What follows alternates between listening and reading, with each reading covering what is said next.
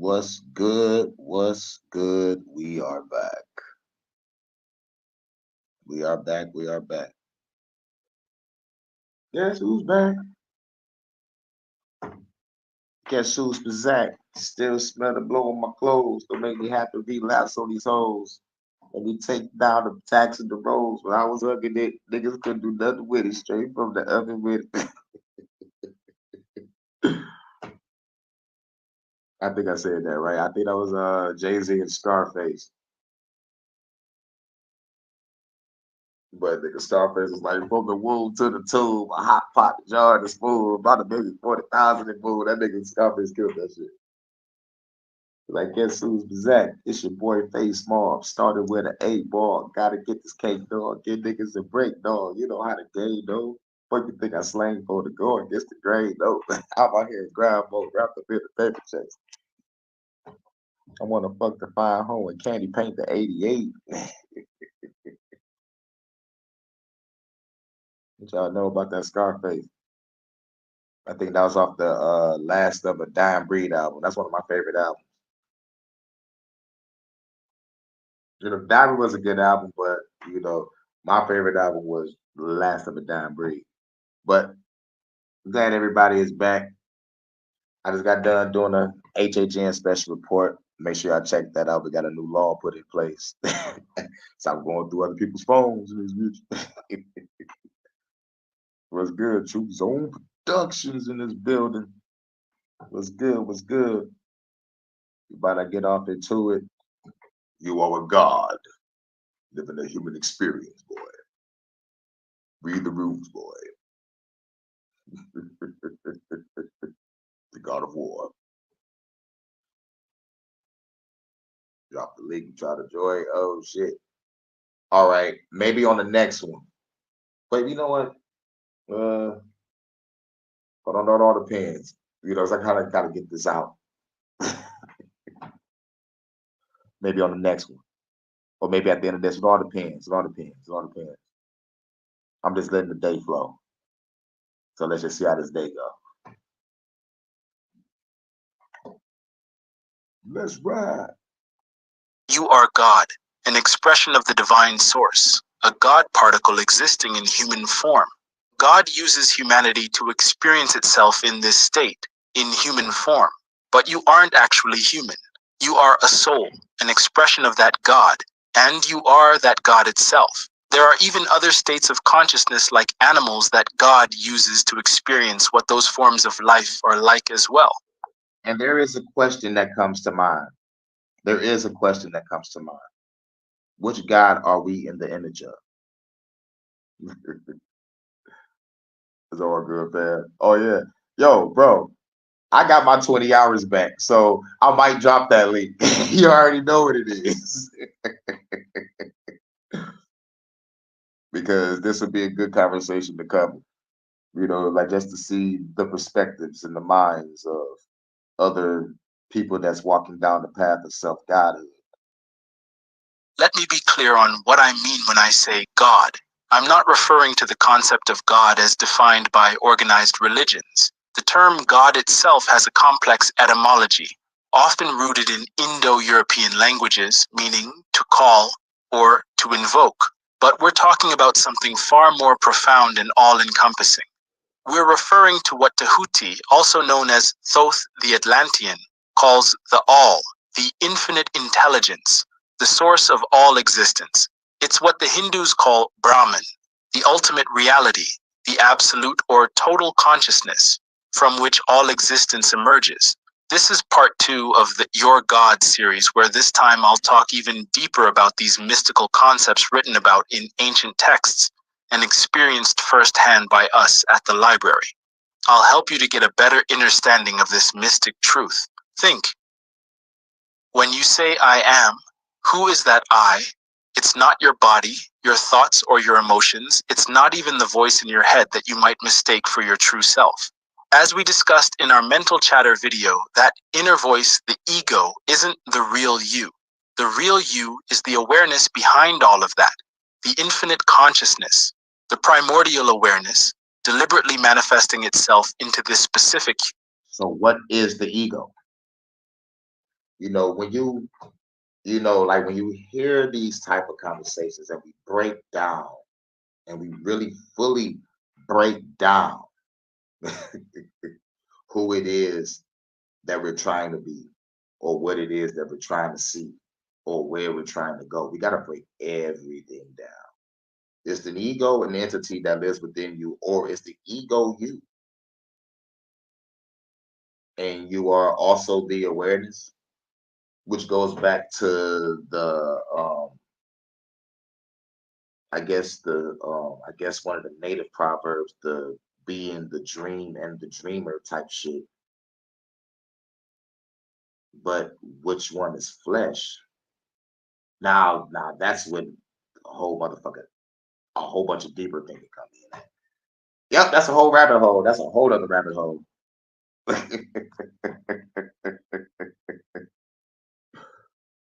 I'm thinking way too hard now. Primordial awareness, deliberately manifesting itself into this specific human experience.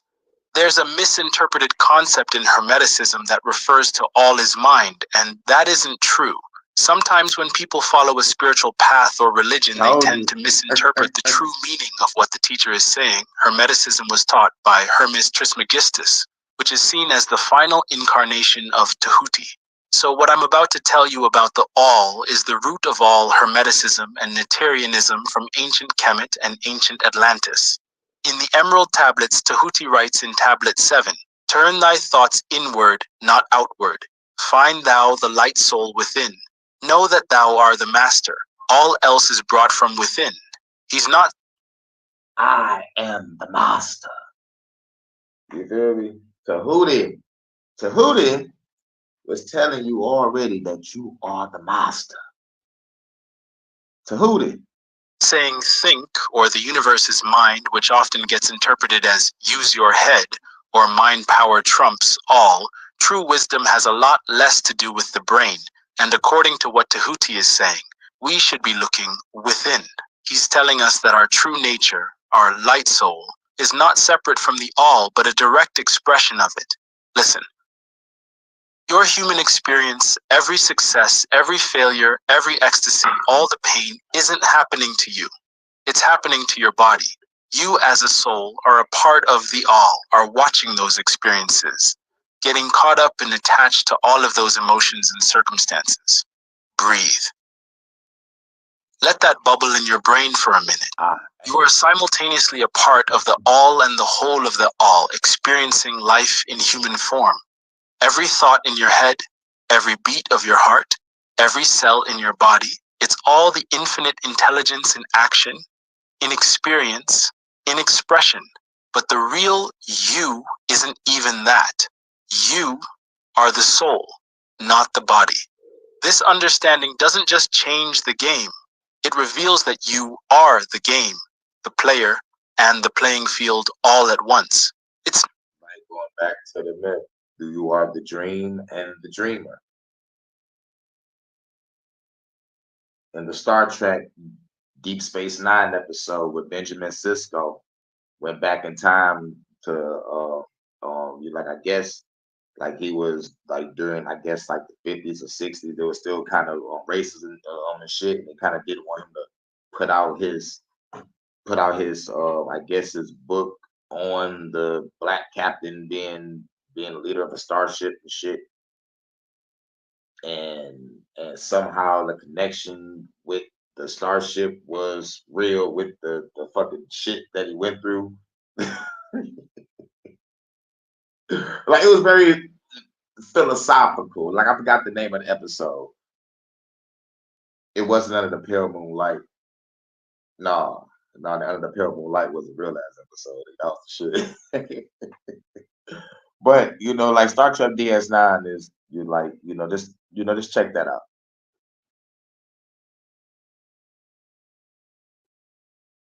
field all at once. It's not about becoming divine. You already are. It's about peeling back the layers of forgetting, misidentification, and remembering your true nature. You must be careful with ego because much of the wisdom I'm teaching is dangerous, and many mystics and ancestors have used this realization for negative aims. Please interpret this in truth and walk a path towards the light, towards divine righteousness. Tehuti tells us in Tablet 11, blend thou thy soul in the great essence. One with the great light, let thy consciousness be.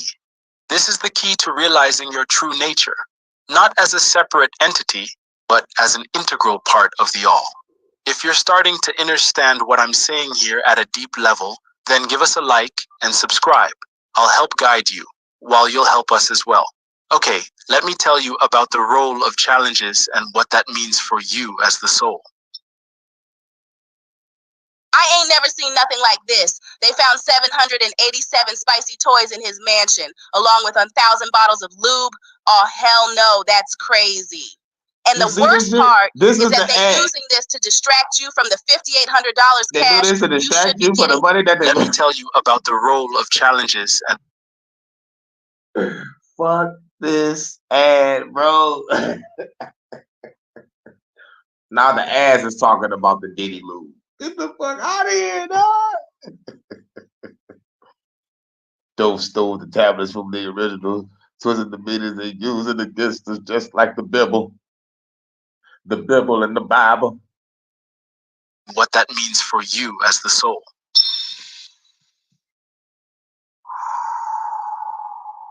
On your path to understand your true nature as an expression of the all, you're probably now at what looks like a paradox. If we are divine consciousness experiencing human form, why do we face challenges, pain, or suffering? This question leads us to one of the most mystical teachings from Tehuti's Emerald Tablets, the concept of the Lord of Three and the role of challenge in cosmic evolution. Tehuti speaks of the Lord of Three as a powerful entity that governs the cycles of life, death, and rebirth in the mortal realm. This enigmatic figure presents souls with challenges designed not to punish, but to purify and strengthen. Now, that Lord of Three shit,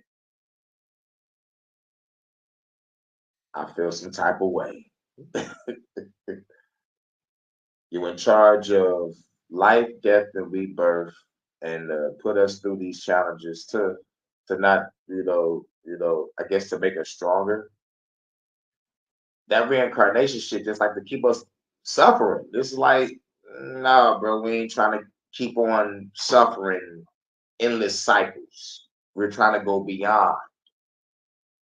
We're trying to get the fuck out the matrix, out the prison parasitic planet. But no, this Lord of Three might have to catch these hands. Everybody can catch these hands. I don't give a fuck. Jehovah, y'all debate y'all. Everybody like, why you ain't talking about the devil? Because the devil ain't shit. He ain't nothing but a punk ass angel that failed. That's what I see him as. A punk ass falling fucking angel. All right, I'll take the title of Devil Slayer or Devil Hunter. But nigga, I'm the God Killer. Lord Slayer. Nigga, these motherfuckers are creating constant, endless suffering realms. I'm trying to destroy these bitches. But we gotta unlock ourselves first. With challenges designed not to punish, but to purify and strengthen. As Tehuti shares his if you're purifying and strengthening me, then you ain't doing it but giving me the power to take y'all out. Thank you. Thank you. Give him a round of applause. You just made a fucking God killer.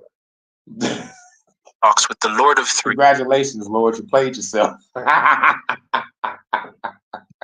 In the Hall of Amenti. Before me arose a great throne of darkness. Veiled on it seated a figure of night. Darker than darkness sat the great figure, dark with a darkness not of the night. When he says dark with a darkness not of the night, he's referring to the darkness of the Lord of Three isn't evil. It's not like the darkness of the Brothers of Darkness who are evil entities, what religions would call demonic spirits. The Lord of... And I'm not evil. I just want y'all to catch these hands because y'all creating an endless supply of suffering. And they'd be like, we're doing it to strengthen the souls of the people. What you're doing is you're traumatizing the souls of the people. People don't want to go back to that fucking planet. You keep on sending them there, and they don't want to go there. Send them to their rightful heaven, or send them to their source. If you don't, I will make you. I will beat you into submission. They're gonna be like, I like this one. I'm like, I like giving you these hands right now. So what are you gonna do? Are you gonna save the souls of these people so we can stop this reincarnation cycle? Or do you gotta catch these fucking hands?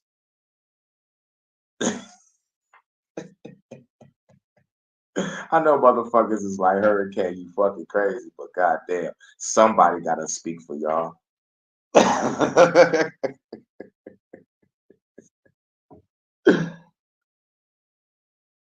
I believe. Wait, the Will of Three is good. The Lord of Three is probably corrupt. I believe, Lord. Yeah, yeah. Well, at least in the goddamn Old Testament.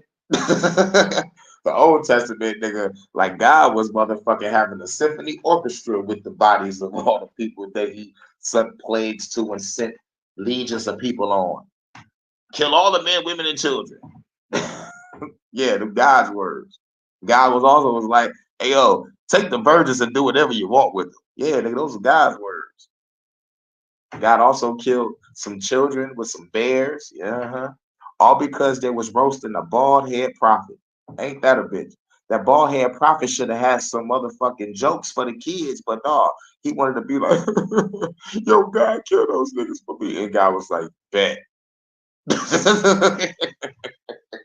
And don't get me started on Job, all right? You know what the fuck happened to Job. And when Job finally was like, God, what the fuck going on? He was like, bitch, was you there when I did this and do that? Who the fuck are you to motherfucking question what the fuck I'm sorry, Lord. Like, even though you ruined my life, I'm sorry for asking why my life is being ruined right now. God can kiss my ass. He catching his hands. Everyone has a mother, even God. Yeah. And her name is Sophia. Sophia from the Pleroma, the bitch that didn't want to listen. She was like, I wanted to have some creation. And the motherfucking leader was like, no, bitch, you got to do it this way. So this bitch went home and smashed herself and created an abomination and cast that motherfucker out to the darkest pits of whatever realm. And then nigga woke up and just started creating shit. Yep, most definitely the guy in the Bible was able to shit. Hell yeah. That nigga was in that bitch like, I'm Daddy fucking Warbucks. I can do whatever the fuck I want. I'm like, hey, yo, why you just ain't kill Pharaoh, nigga? I want to show off my 10 plagues, nigga. Want to show off my 10 plagues, nigga. Nigga, the last motherfucking plague, he just started killing people's kids. I was like, God damn, bro, why you just don't kill Pharaoh? I call her the Morrigan.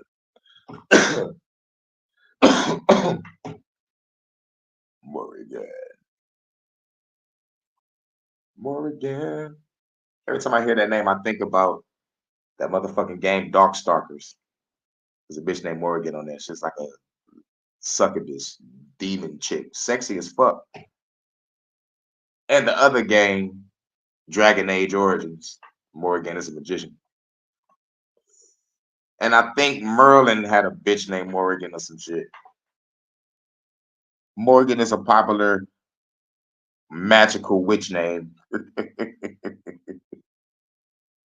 Who are evil entities, what religions would call demonic spirits. The Lord of Three's darkness isn't evil in the conventional sense.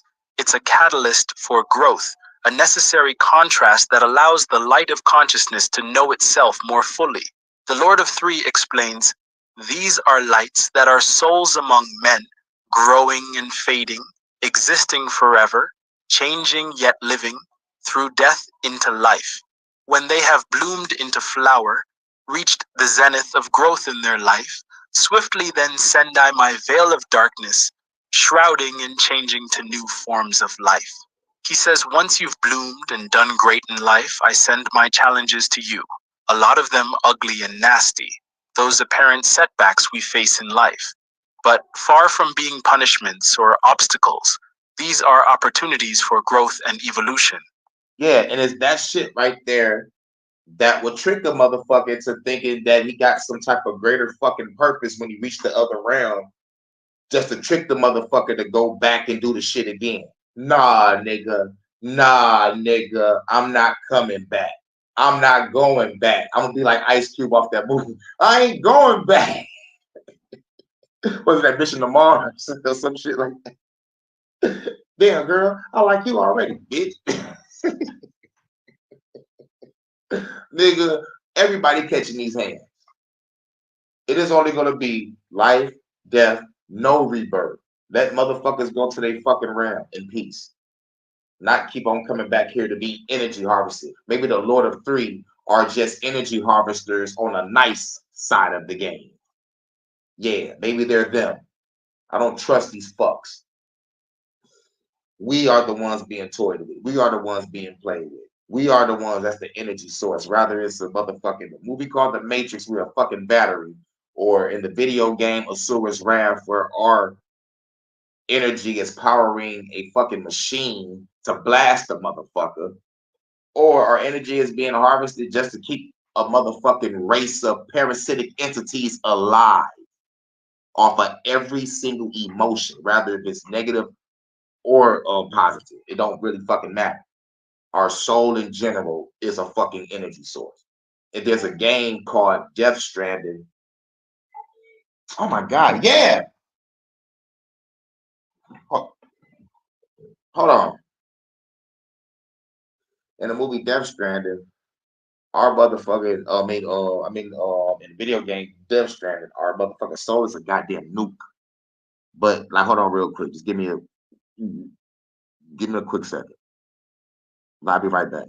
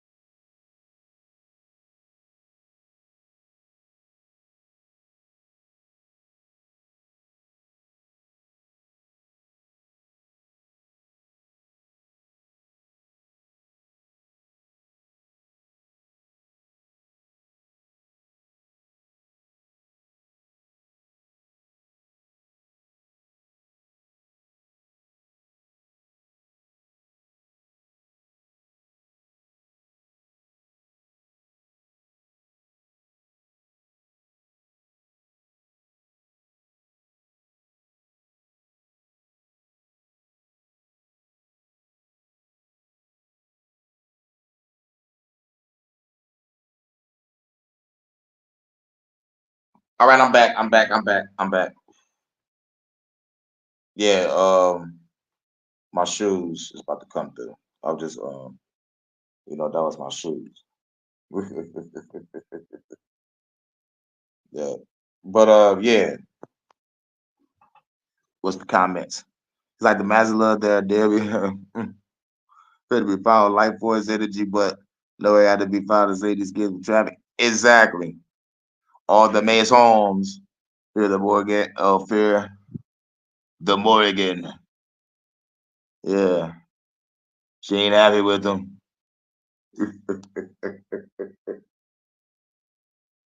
Got a lot of crazy shit going on. And evolution.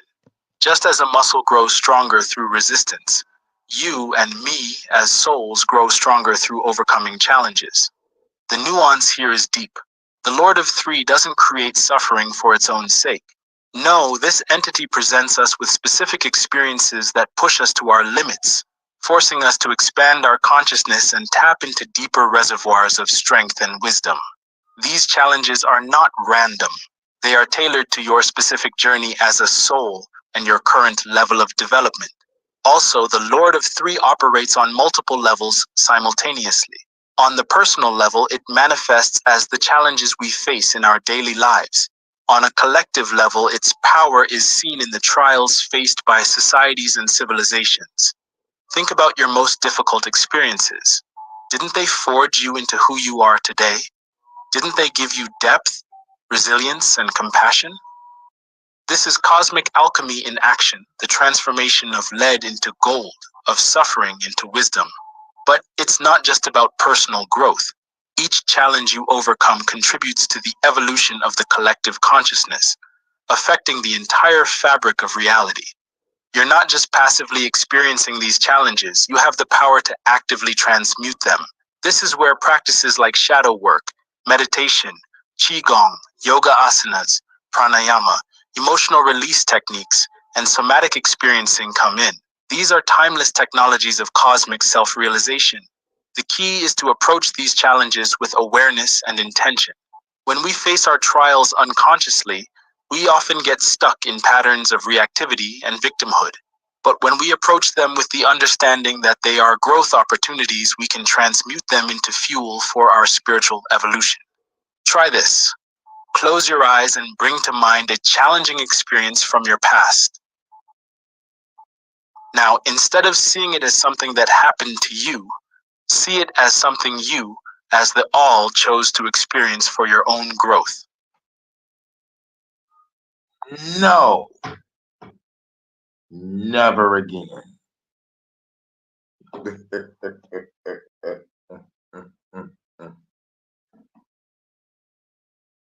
Because if the shit is endless, what are we learning? It's like we're gonna relearn the same shit over and over and over again, or come back to a specific life to learn something as simple as what sadness or joy, or just this, like, like each lifetime is a different emotion to learn. Nah, man. Retired. Retired. It's time to break free from this parasitic prison planet. So if I am getting all this soul points and all this power, all this energy, guess what? I'm using that shit to shatter the fucking system. Feel the shift in perspective. Feel the power it gives you. Feel the power. Recognize your deeper purpose and your own role in choosing it. This doesn't mean you should seek out pain or remain in harmful situations, but it does mean that when challenges arise, you can approach them with a new level of understanding and empowerment. Tehuti reminds us, "Know ye that ye shall ever go onward, moved by the law of cause and effect, until in the end both become one." Your challenges, your darkest moments, these aren't happening to you. They're happening through you, as you, for cosmic self-discovery.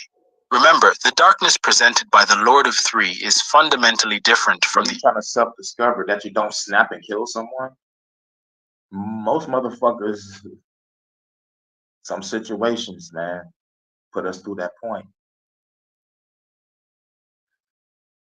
And then if we fuck up, we gotta come back and learn the shit again. Nah, fuck all that. I'm ending this Lord of Three shit. I'm gonna give him a 3-piece and a fucking biscuit. That's the fuck I'm giving out. This is how they justify suffering. It's good for you, they say. Mother Teresa said the same thing. The evil bitch. Yeah, I heard Mother Teresa was doing some trafficking. I heard, sh- I heard Mother Teresa was on that trafficking. Yeah, dude. influence of the Brothers of Darkness, I explained in an old video. While the brothers of darkness want to keep souls trapped in ignorance and fear, the challenges presented by the Lord of Three are opportunities for growth and ascension. The brothers of darkness operate through deception and manipulation, while the Lord of Three operates through the natural laws of cause and effect. Comment below if you want me to make a new video on the two evils we face. Do not, I repeat, do not skip this video. Here's the truth. We can't skip While the most video. seniors think this is a Now we can. So, how do you live from this inner standing? How do you navigate the seemingly mundane aspects of human life while knowing you're the all in flesh? First, recognize that every moment is a deliberate act of cosmic creation. That annoying coworker, that's the all too, playing a different role in the cosmic drama. That traffic jam, it's the infinite consciousness creating an opportunity for patience and presence. Every experience, no matter how seemingly trivial, is a sacred act of the all experiencing itself through you. Remember what Tahuti taught us. Turn thy thoughts inward, not outward. Find thou the light soul within. Know that thou art the master. All else is brought from within. This is more than positive thinking. It's about recognizing that your inner world shapes your outer reality. As you align with your true nature as the all, you'll find that external circumstances begin to reflect this inner harmony. Practice what the Zen Buddhists call choiceless awareness. Instead of always trying to control your experience, allow yourself to be a witness to the cosmic play unfolding through you. Watch your thoughts, emotions, and sensations arise and pass away without judgment or attachment. This is the real you as a timeless soul. This is the all observing itself through your human form. Live with purpose, but hold that purpose lightly. Remember, you're not just here to achieve goals. You're here to experience the full spectrum of human existence. Your purpose in life is to remember your true nature as part of the all, to realize that you, as the soul, are immortal. You've always been immortal. You exist in human form currently, but you aren't human. You're a multidimensional being of light, a fragment of universal consciousness experiencing itself through the lens of physical reality. Treat your body as the temple it is, but don't get attached to it. Your body is a magnificent instrument through which the all experiences physical reality. Honor it, care for it, but remember, you are not your body. You are the consciousness experiencing through the body. The body is temporary, but you, as the all, are eternal. Practice intense, deep compassion for yourself and others. Remember, everyone you meet is also the all in human form, having their own unique experience. As you recognize the cosmic nature in yourself, learn to see it in others too, especially those who challenge you the most. This is the path to true unity consciousness. Embrace your emotions fully, but don't be controlled by them. Your emotions are the all experiencing the full spectrum of human feeling. Allow them to flow through you without resistance. But remember, you are the awareness experiencing these emotions, not the emotions themselves.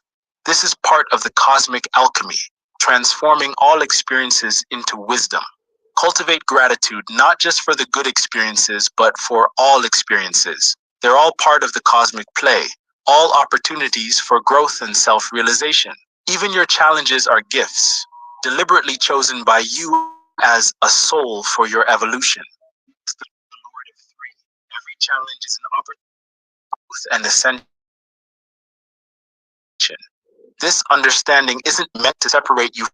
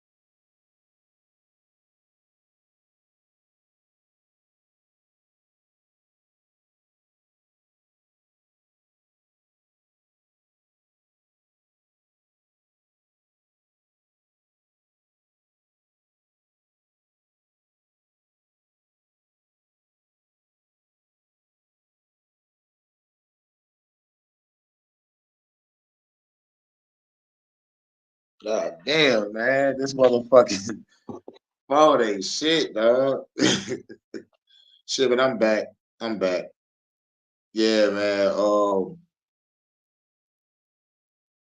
Yeah, y'all should know, like, whenever I get a phone call, like, the motherfucking shit just fucks up my life and just knocks me out my own shit. But that was that video. I think I had something else. I'm not sure. Yeah, I think that was it. I think that was it. I think that was it.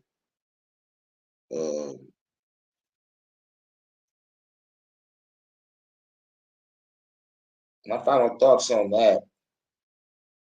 Like I, believe you are a God living a human experience. But what makes me mad is that who's the motherfucking entities making niggas coming back to keep on suffering, you know? And why is there these so-called lords of three and the brothers of darkness? Y'all just coexisting, just playing with us like fucking chess pieces and shit. Fuck all that. Everybody catching these hands in the outer ring. But yeah, so you're a guy living a human experience. Just live your experience to the best of your abilities, as righteous as you can. You know what I'm saying? Do what's best for you. You know, take care of your temple. Eat right, exercise, treat others right. You know what I'm saying? Do your thing as a good God or goddess, whatever. You know what I'm saying? Me, I'm gonna do the same, but if I gotta defend my homestead, it's gonna be a dead fed. Viva la revolution! You already know what it is. But I think I want to get off into this fucking two evil shit. It's a use evil for your positive growth. Two types of darkness, and I ain't watched the video yet, so I think I kind of want to get off into this video. We'll we'll just get off into this together and we'll just break it down. Fuck it. We guys in training, hell yeah. Salute, Tonya. Fuck it. We about to watch the two evils. Let's see what this shit is about. Every gym bro, personal trainer I know wants to start making money online. There are two evils in this world, and one is interdimensional. It's what some religions may call demons, jinns, rakshasa, asura, and the evil netru, just to name a few. Evil beings have so many names, but we all understand them as a negative being that draws in lower vibrations and coerces you to conduct evil acts. Well, there's actually another form of evil that's positive, but I'd still consider it evil. There's nuance here. It's a positive evil that appears as something intensely negative, but is usually designed to help you as the soul evolve through overcoming challenges. I'll use some ancient tablets and texts in hopes that by the end of this video, you'll have a clear understanding of the two evils and how to use one of them for growth. But the first form of evil you'll need to avoid at all costs. I'm about to tell you exactly why. And let me get off into the first fucking question. Why would anybody want to use evil for anything? You see how some of these videos be trying to trick motherfuckers into fucking with the bad guys? But in my dark philosophy, and I say my dark philosophy, meaning me, to defeat evil, you must know it. I must fight fire with lava, man. The government is killing us through the food, through the water, through the air, through the disease. You think I'm just gonna motherfucker just be here and be like, just wait on Sky Daddy to come and save everybody, or just be a passive sheep? No, I gotta fight for mine. But Who are the brothers of fucking In darkness? the oldest recorded tablet in human history, the Emerald Tablets of Tehuti, the first type of evil mentioned is the Brothers of Darkness. They aren't metaphors nor psychological projections, but interdimensional, astral, timeless, shape-shifting beings that actively work against human spiritual progress, actively working against our development as souls. Tehuti warns us, banded together in as order brothers of darkness, they through the ages, antagonist they to the children of men, walked they always secret and hidden, found yet not found by the children of men. Forever they walked and worked in darkness, hiding from the light in the darkness of night. Silently, secretly, used they their power, enslaving and binding the souls of men. This sobering passage paints a picture of an organized, eternal opposition to human spiritual advancement, eternal and immortal just as we are as souls. The Brothers of Darkness aren't restricted by time or space. They exist and have existed across ages with a singular, demonic purpose, to trap and enslave the soul. Remember, you are the soul. Your human body is just that, your body, while you are the soul. Their methods are well thought out and far-reaching. Tehuti says, unseen they come and unseen they go. Man in his ignorance calls them from below. Dark is the way the dark brothers travel. Dark with a darkness not of the night. Traveling o'er earth, they walk through man's dreams. Power have they gained from the darkness around them to call other dwellers from out of their plane in ways that are dark and unseen by man. Into man's mind space reach the dark brothers. Around it, they close the veil of their night. This passage discusses their ability to infiltrate deep parts of human consciousness, manipulating dreams and thoughts to further their agenda. They don't just influence from afar, but actively invade the sanctity of the human mind and heart, weaving webs of deception, doubt, and misery. The Brothers of Darkness use a strategy of intense spiritual warfare, targeting human potential. Their goal isn't just temporary discomfort or challenge, but a permanent state of spiritual bondage and dysfunction. They seek to keep souls trapped in cycles of fear, ignorance, and base lower-level desires, preventing the realization of higher states of consciousness, preventing realization and preventing awakening of the soul. These cosmic parasites feed off the negative energies generated by human suffering and moral degradation. Every act of cruelty, every moment of despair, every indulgence in lower frequencies and impulses strengthens their hold on the material realm. They drain the life force of the souls that dwell within human form, you and I, to sustain their own existence. If you're starting to understand the threat that these agents of darkness pose, then give us a like and subscribe. I still have a lot more to tell you about them, and then the positive one later. Let me continue. The threat posed by the Brothers of Darkness isn't just individual, but collective. They work to corrupt societies, institutions, and belief systems, creating structures that perpetuate ignorance and spiritual blindness. Their influence can be seen in systems that prioritize material gain over spiritual growth, that foster division and hatred, and that obscure the path to higher truth. Tablet number 7 speaks more about their ancient origins and methods. Far in the past, before Atlantis existed, men there were who delved into darkness, using dark magic, calling up beings from the great deep below us. Forth came they into this cycle. Formless were they of another vibration, existing unseen by the children of Earthmen. Only through blood could they have formed being. Only through man could they live in the world. This scripture is saying that these evil entities were summoned by humans themselves in a time before recorded history, even though this tablet was written in a time 36,000 years ago, which is also seen as before recorded history. This passage is really a reminder of the responsibility we carry for the energies we invite into our world, into our dimensions.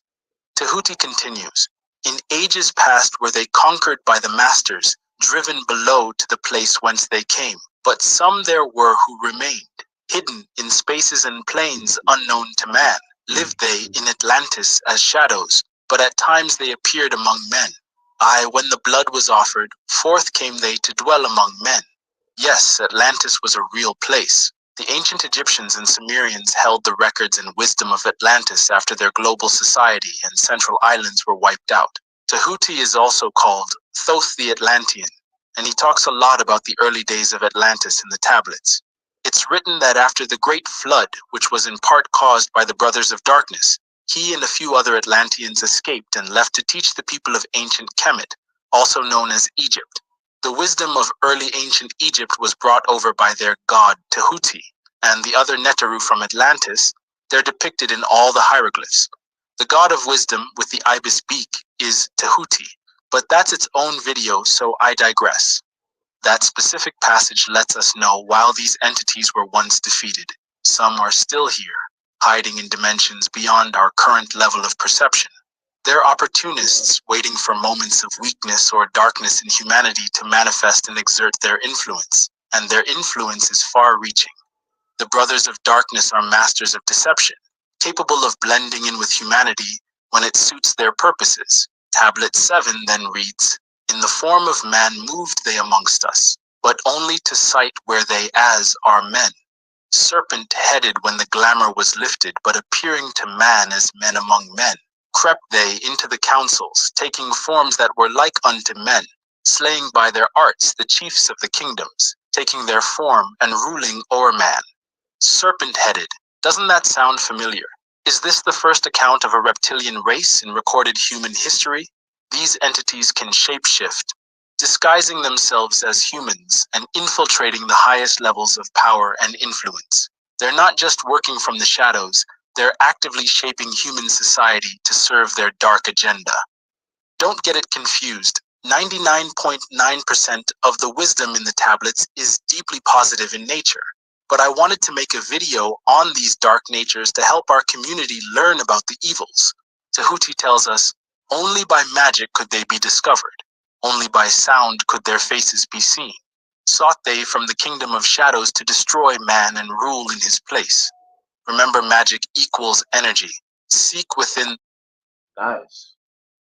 It just gave me the weapons that I need. I need frequency weapons. That's why I put that shit in my lyrics. Because I know how to take down these motherfuckers. High frequency weapons. Blades, guns, don't matter.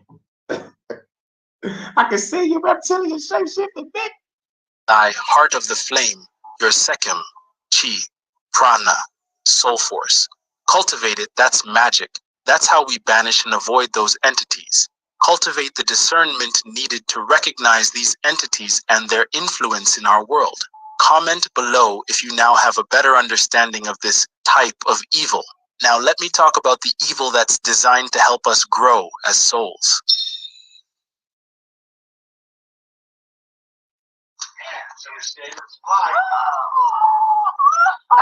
You won't believe the new Medicare update that just got released last night. That we got. In contrast to the Brothers of Darkness, Tahuti introduces us to the Lord of Three, one of 7 cosmic entities. The Lord of Three plays a huge role in all of our journeys as souls, through the cycles of life, death, and rebirth. A lot of this is why it seemed like ancient Egypt was so fascinated with the afterlife, or death. It was actually because they knew that souls are immortal. After all, there is no death for the soul. They learned this firsthand from their god of wisdom, Tahuti, and what he taught on this topic was told to him by the Lords of Cycles. But anyway, unlike the evil Brothers of Darkness, the Lord of Three presents challenges designed not to enslave, but to purify and strengthen the soul. Tahuti talks about his encounter with this powerful being in the Hall of Amenti, which he says is at the core of the earth. Before me arose a great throne of darkness. Veiled on it seated a figure of night. Darker than darkness sat the great figure, dark with a darkness not of the night. Before it then paused the master, speaking the word that brings about life, saying, O master of darkness, guide of the way from life unto life, before thee I bring a son of the morning. Touch him not ever with the power of night. Call not his flame to the darkness of night. Know him and see him, one of our brothers, lifted from darkness into the light. Release thou his flame from its bondage. Free let it flame through the darkness of night. This passage reveals the true nature of the Lord of Three's darkness. It's not the corrupting darkness of the brothers, but a darkness that serves as a catalyst for growth and transformation of you as the soul. The Lord of Three's darkness isn't evil, but the circumstances you'll find yourself in will seem dark and evil, which is why his tests and his influence we consider one of the two evils. But this is the one that must be used for positive growth because that's his intention anyway. Its influence is a necessary contrast that allows the light of consciousness to know itself more fully. In tablet number 2, the Lord of Three explains his role. These are lights that are souls among men, growing and fading, existing forever, changing yet living, through death into life. When they have bloomed into flower, reached the zenith of growth in their life, swiftly then send I my veil of darkness, shrouding and changing to new forms of life. He's saying that as you're doing well and growing as a soul, he will then present you with challenges that seem wicked and unfair, those setbacks we face in life. But far from being punishments or obstacles, these are opportunities for growth and evolution. Just as a muscle grows stronger through resistance, you and me as souls grow stronger through overcoming challenges. The Lord of Three further elaborates on this process of soul evolution. Steadily upward throughout the ages, growing, expanding into yet greater flame, lighting the darkness with yet greater power, quenched, yet unquenched by the veil of the night. So grows the soul of man ever upward, quenched yet unquenched by the darkness of night. I, death, come, and yet I remain not, for life eternal exists in the all, only an obstacle I in the pathway, quick to be conquered by the infinite light. Awaken, O flame that burns ever inward, flame forth and conquer the veil of the night. The veil of night is the illusion of all things lower vibration that seems to control us at times. But it's a veil, and you can only see through it with your inner eye. Then you'll be able to see through that illusion of darkness, the veil of the night. Quenched yet unquenched by the darkness of night. He means that even though the trials he puts seem evil and may place you in momentary darkness, you're not truly trapped in it, or you shouldn't be. Your soul is not truly quenched by his darkness. It's only a test that we must pass to break the cycle of rebirth and ascend to higher dimensions of consciousness. He describes himself as death, because in the hierarchy of the Lords of Cycles, he is number 3 and is responsible for death, rebirth, the testing of souls, and the purifying of souls. So he is death itself. Again, he's saying that he's only an obstacle, I in the pathway, quick to be conquered by the infinite light. This is why I love the tablets. It's very straightforward while being high level and mystical at the same time. His trials are tests, challenges designed to purify us as souls. The Lord of Three's aspect of death is not an end, but a transition, a catalyst for our eternal growth and expansion. There's so much nuance here. The Lord of Three doesn't create suffering for its own sake. No, this entity presents us with specific experiences that push us to our limits, forcing us to expand our consciousness and tap into deeper reserves of strength and wisdom. These challenges are not random. They are tailored to your specific journey as a soul and your current level of evolution. Also, the Lord of Three operates on multiple levels simultaneously. On the personal level, it manifests as the challenges we face in our daily lives. On a collective level, its power is seen in the trials faced by societies and civilizations. You're not just passively experiencing these challenges, you have the power to actively transmute them. This is where practices like shadow work, meditation, qigong, yoga asanas, pranayama, emotional release techniques, and somatic experiencing come in. These are timeless sciences of cosmic self-realization. Hey everybody, it's Tony Robbins. Listen, I've spent the last 43 years now working Tony Robbins. Experiencing come in. These are timeless sciences of cosmic self-realization.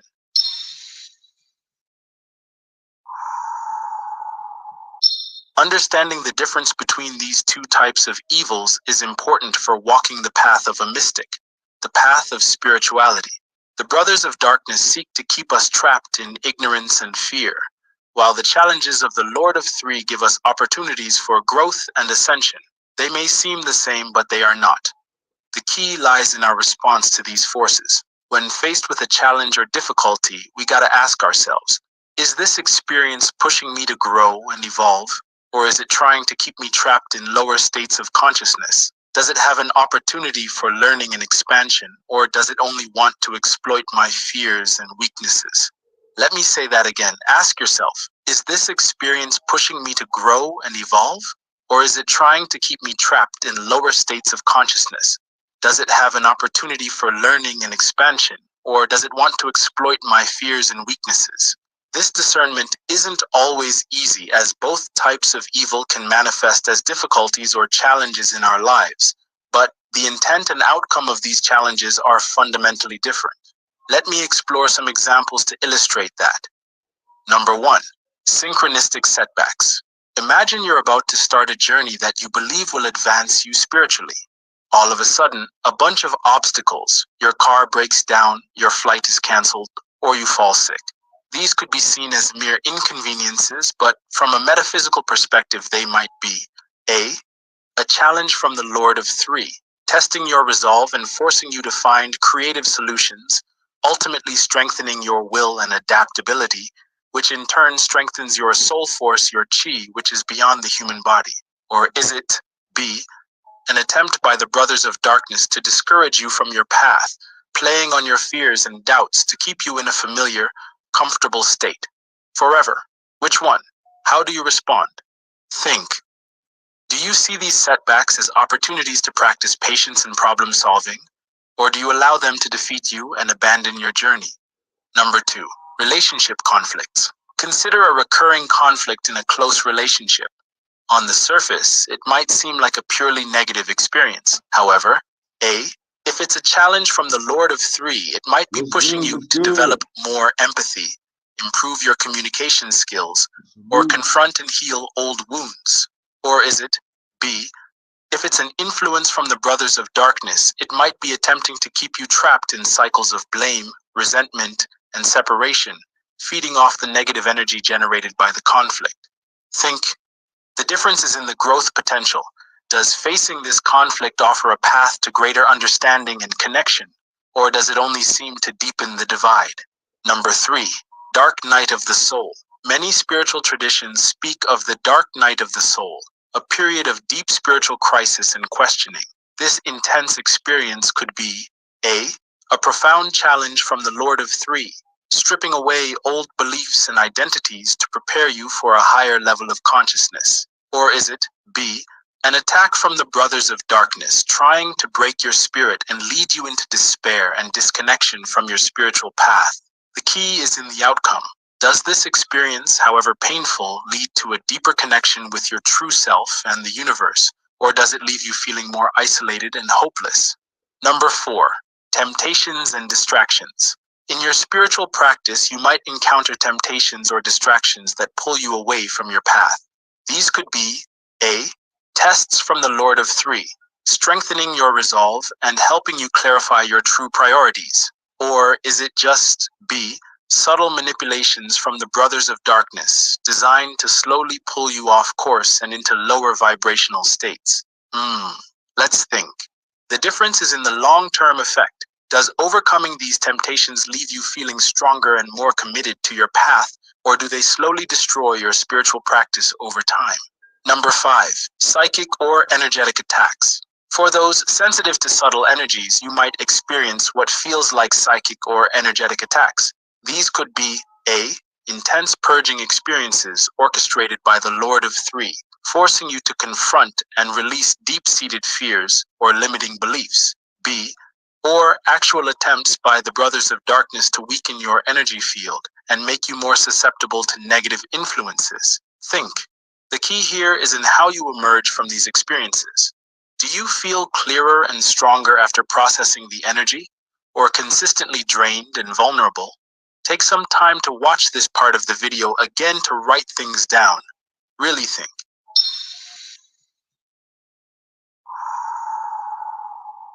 As you navigate the complexities of your spiritual path, You got to remember that the light of your divine nature is the most powerful force in the universe, capable of dispelling even the deepest darkness.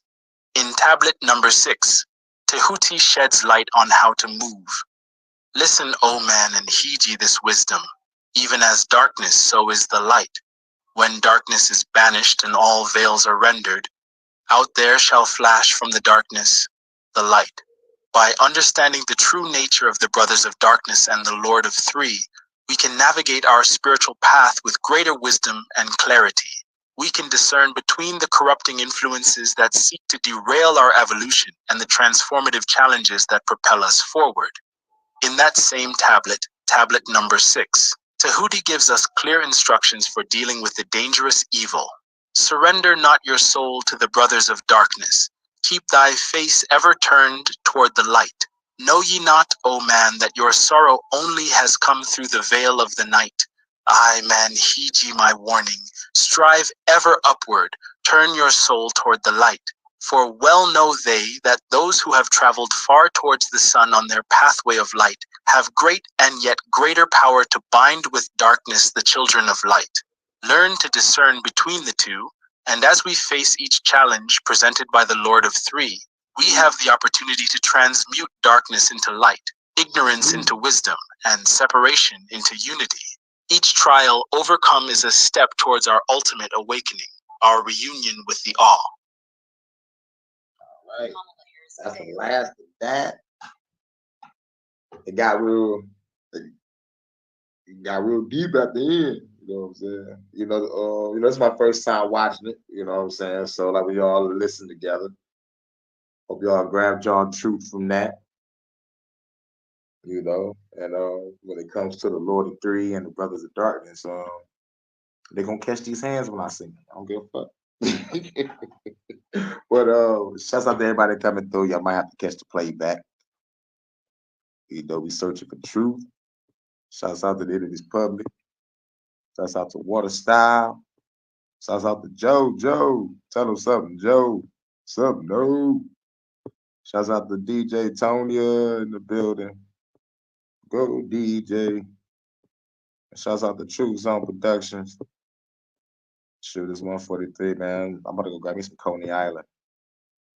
Shouts out to Neutral. What's good? What's good? Who else was in the building? There's some more people. All right, and True Zone's in the building. Gotcha. All right, I'm gonna catch y'all in a minute. I think later on I might do a Fuck the Government podcast. I got some music I'm working on. I might drop some music. I just gotta, just do some finishing touches on some shit. I'm doing, I'm writing like 3 songs at one time. So like whatever song gets done first is gonna be the song that gets dropped. So yeah, got me something to eat. Might come back work on some music. Who knows? I might catch the itis and go to sleep. Bro, fuck the bullshit. But yeah, shout out to everybody coming through. Wait a minute. I think I got a notification on the Vince McMahon. Uh-oh. I might come back later with a HHN special report. Shit. I got to find out what's going on with this Vince McMahon shit. Because I was just talking about that shit. But all right, I'm gonna catch y'all in a minute. Shouts out to everybody coming through. This is the Searching for Truth, episode 8, live. Catch y'all on the next one. Peace.